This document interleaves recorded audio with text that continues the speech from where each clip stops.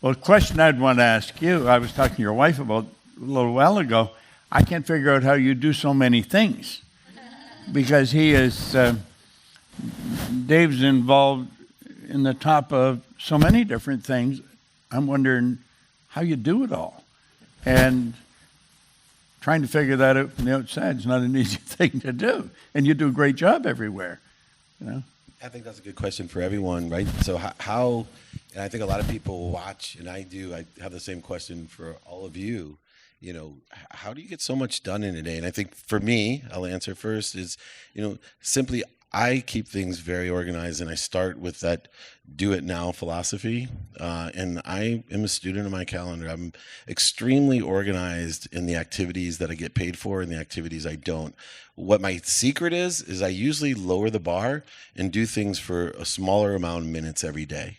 And while I'm doing that, I'm figuring out what systems and efficiencies I can create. So like the 520 rule, which you helped me with, right? If you're going to visit, schedule visiting. If you're in a business call, it should be less than 5 minutes. A meeting should be less than 20 minutes. And because I do that, I also find congruencies, how everything's connected.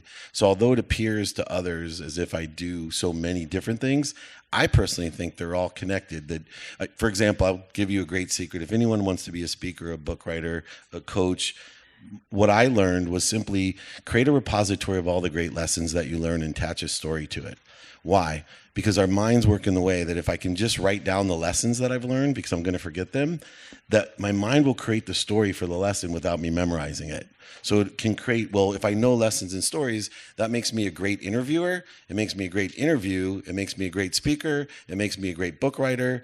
All of those things were attached. And so when people say, well, how are you doing all those things? I'm just teaching lessons with stories, and Les confirmed that today, right? He's a storyteller. People want to spy on emotion for logical reasons, and then I'm extremely pragmatic and efficient with my time. You know, something you were saying there triggered something in my mind that's worth mentioning. I was having breakfast with Earl Nightingale one day, and he amazed me with the amount of work he got done in a short period of time. And I had been studying him like a scientist for so long.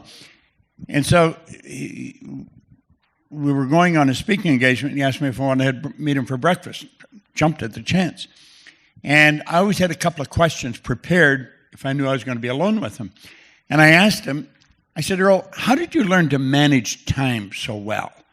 Because you seem to do more than anybody I know. He said, what the hell are you talking about? He said, I don't manage time. Nobody manages time. Time can't be managed. He said, I simply manage activity. And I think I answered my own question when I was wondering how you get so much time.